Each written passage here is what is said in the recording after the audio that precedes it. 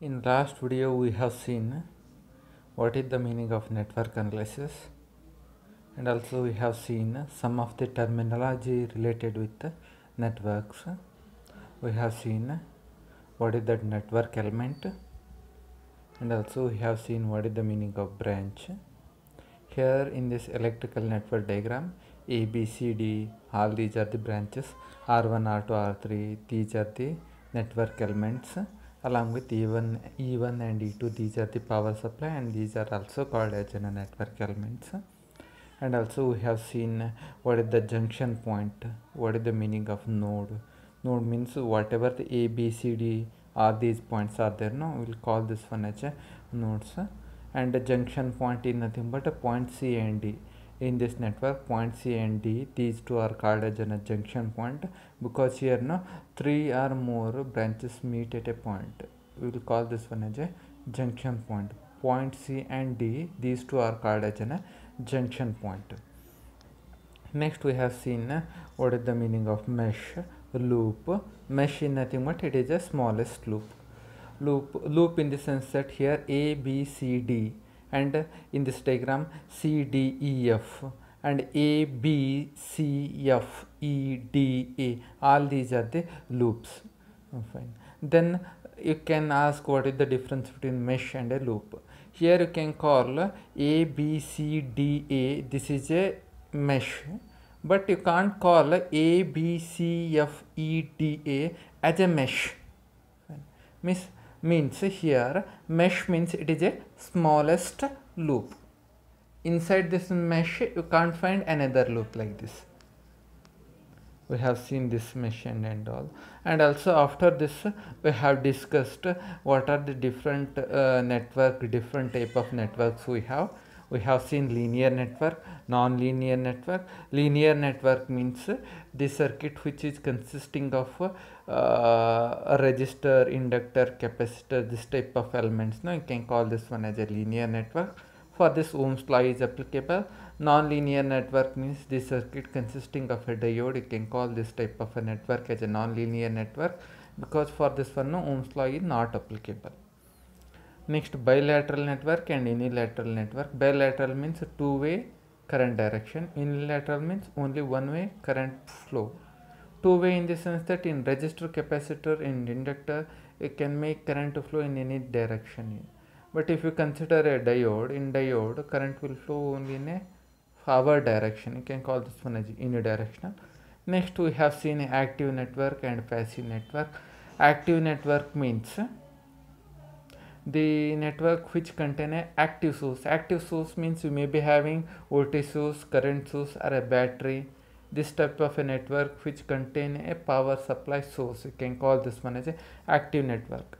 Next you can have passive network. Passive network means this is a network in which you will be having only passive components. Here no, you don't have any energy source like a power supply and all.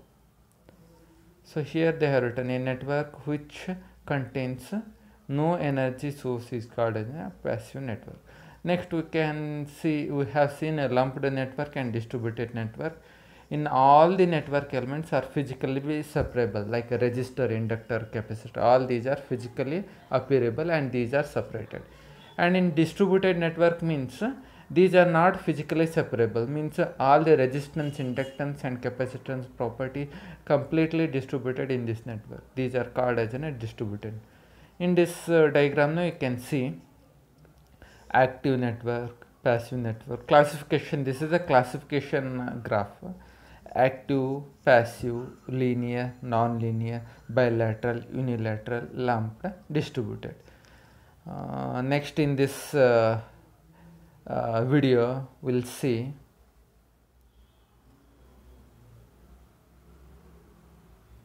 some of the network elements. We'll discuss what are these network element properties, we will see here. And also here we can observe that these network elements we are using in our circuit analysis. We should remember these equations while solving this network circuit related problems. First element is what? Resistor. You already know the property of resistor. What is that resistor? Resistor means it offers resistance for the flow of current. It is represented by R and it has the unit of ohm. It has the unit of ohm. And this is the symbol of resistor, you already know. Fine. Here current I of t is flowing. I of t is flowing. This current I of t face the resistance R for the flowing. And according to Ohm's law, you know that V equal to IR. So because of the flowing of current I of t in this resistor R, here across this resistor R, voltage V of t will be developed. Fine. Next, you can see how much resistance that is developed across this resistor. It is completely depending on length and area of cross section of the element. R equal to rho L by E. Means R means what? Resistance. Resistance is directly proportional to length of the resistor and inversely proportional to area of cross section. So here, because of this, total resistance offered by this resistor R equal to rho L by A. Fine. So here we'll see what they have written. The property of resistor is made up of any material which opposes the flow of current through it. It is called as a resistor. Symbolically, it is represented by symbol with unit ohm, and factors affecting the resistance are length, area of cross section, and resistivity. So here from this formula I come to know that R is directly proportional to L and it is inversely proportional to area of cross section.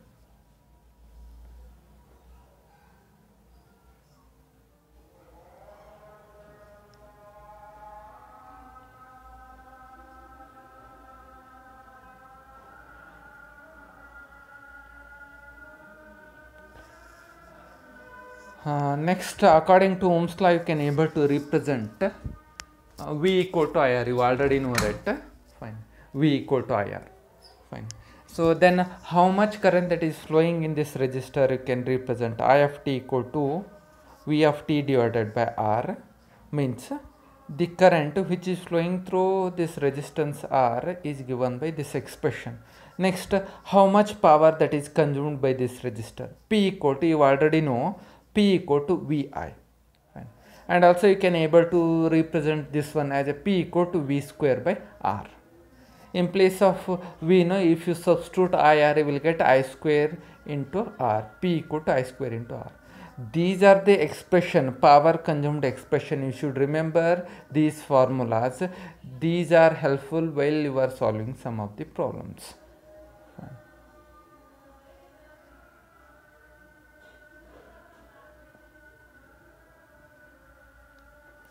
Next, total energy consumed by this resistor you can able to represent.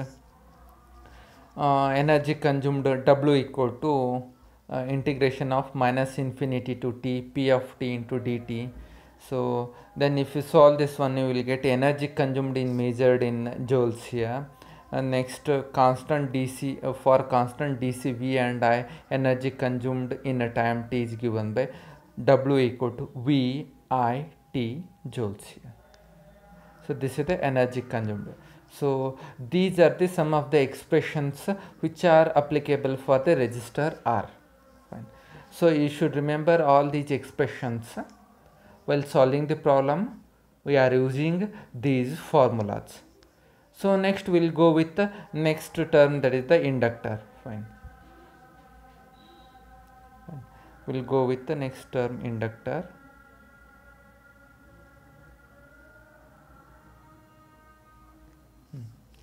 So you already know the property of inductor. What is that? Inductor always opposes any change in the current passing through it. Fine. Means inductor always opposes instantaneous variation of current flowing through it. It always opposes this. Fine. And also inductance means it has n number of turns. Here they have written the coil having n number of turns made up of various material having the various size is called as an inductor. Fine. Next we'll see how they can represent this inductor. We'll see here.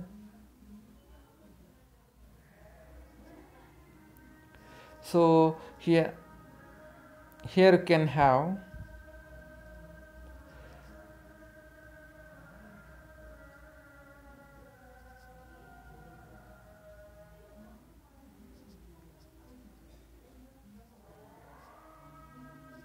the inductance property is measured by Henry.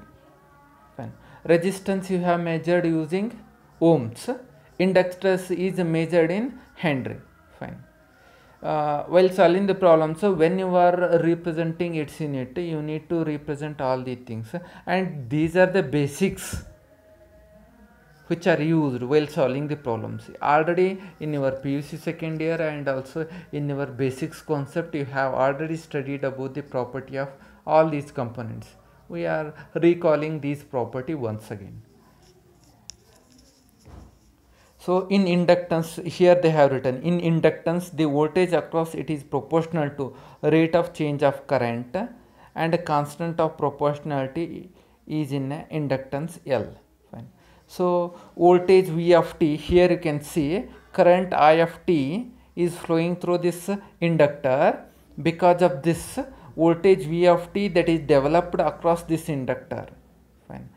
So here you can represent how much voltage that is developed across this inductor. It is given by V of t equal to L into di of t divided by dt.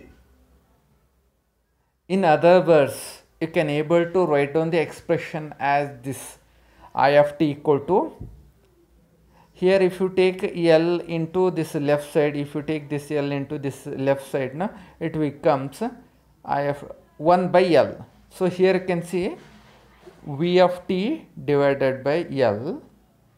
Next here, now in order to remove this differentiation, you have to apply integration on this side.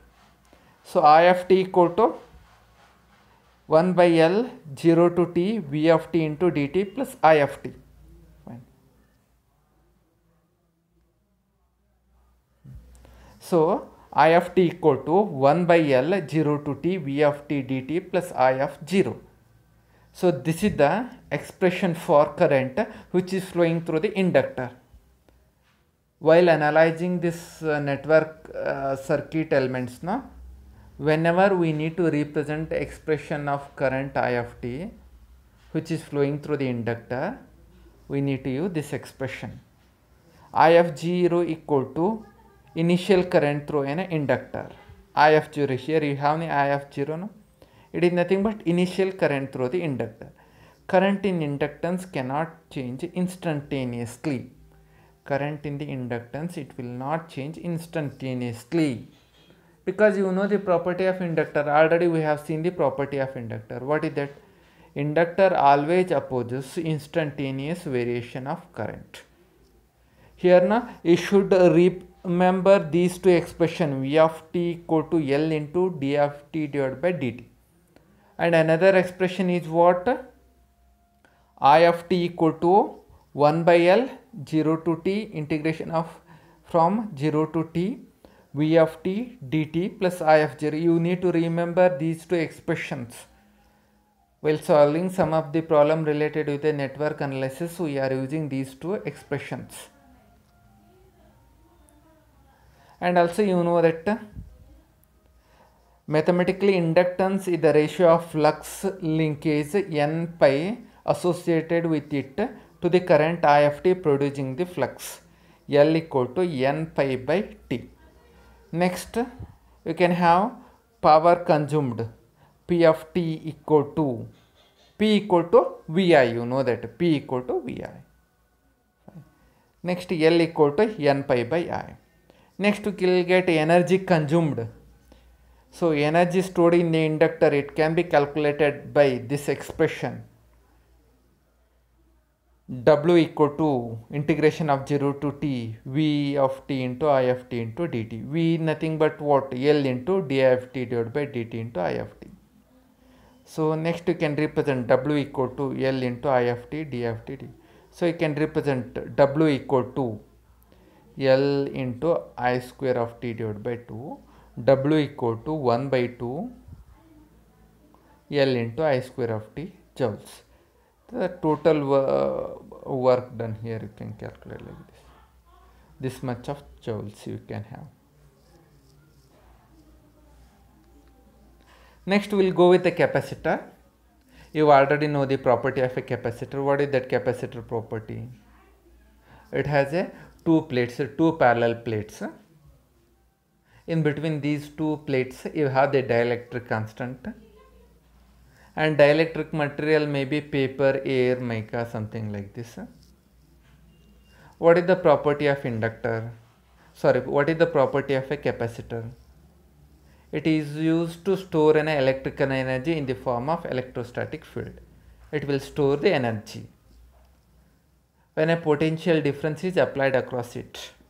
Here they have written the property of a capacitor. The property of a capacitor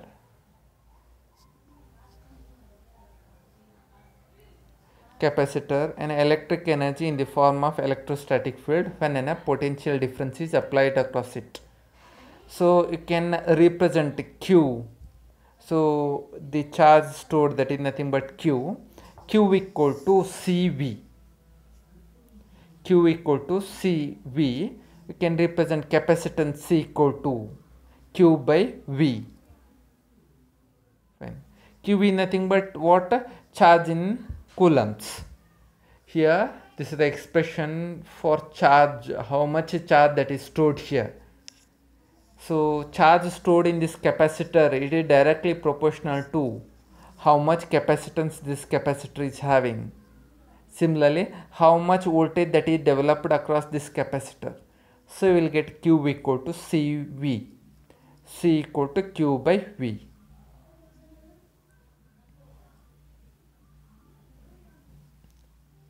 So you can represent, if you differentiate this Q equal to CV, you will get dQ by dt equal to C into dV by dt. So you can represent this I of t equal to C into dV by dt. So what is this dQ by dt means? Change in the, so here now you have dQ by dt, dQ by dt means what? Change of a charge with respect to time. Change of a charge means what? That is nothing but a current. Current I of t is nothing but dQ by dt. So you can replace dQ by dt by I of t. So you will get I of t equal to C into dV by dt. If you rearrange this expression, you can get the expression for voltage V of t, which is appears across this capacitor. So if you want to express, if you want to rearrange this expression in the form of V of t, you have to apply integration on these two sides. V of t equal to 1 by C integration of 0 to t I of t dt plus V of 0. So this is the expression of V of t. V of 0 in what? Initial voltage across the capacitor. So current through capacitor is what? I of t equal to C into dV by dt.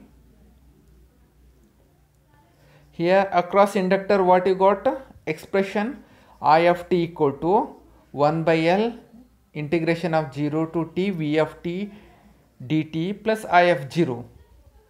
And here you can see here I of t equal to C into dV by dt. Here you have the differentiation, but for the inductor you have the integration.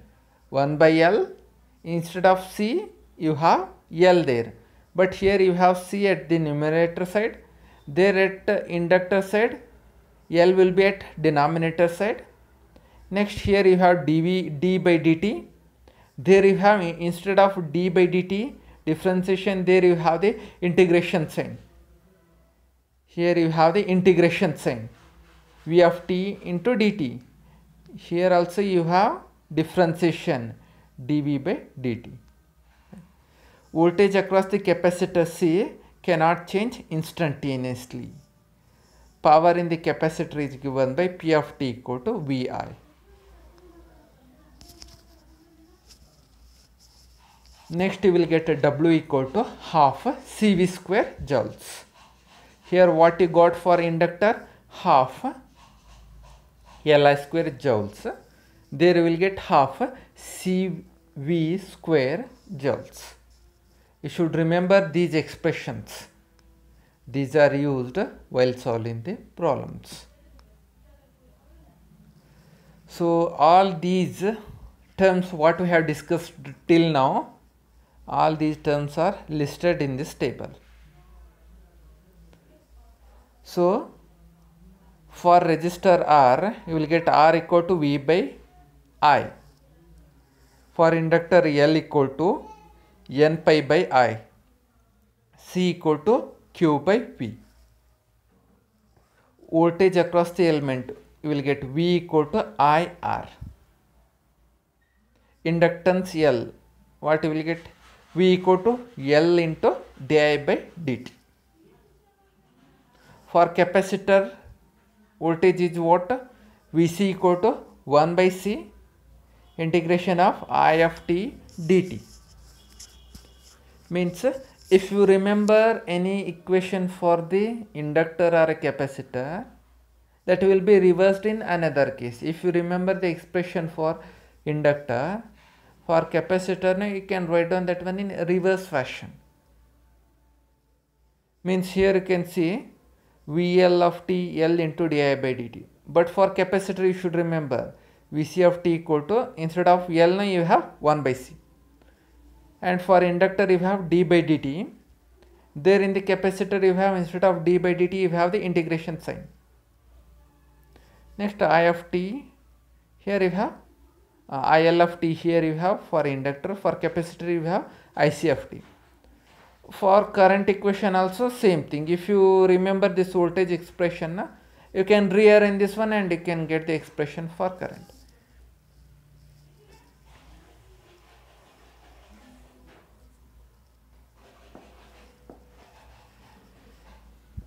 Next energy, how much energy that is present in resistor, inductor and capacitor, they have represented here. So what questions arises here? Explain the voltage current relationship for the three basic passive elements. This is the one of the question. Voltage current relationship. What are the voltage current relationship we got now? What are these equations we have for resistor, inductor and capacitor? These are the basic concepts which one you have already studied in your previous years, but we need to analyze this while solving the network analysis. So here now we'll come across some of the expression like VR, VL, VC. These are the voltage across resistor, inductor, capacitors. Next we have IR, IL, IC. These are the resistor, inductor, capacitor currents. If the voltage and current are in DC, then V and I instead of VT and IT. Here now you have V of t and I of t for AC, but for DC now you have capital letter V and I. Means here now in bracket you have T, small letter T, small letter V and small letter T. It represents that this is representing AC. Capital letter V and capital letter I, it represents DC.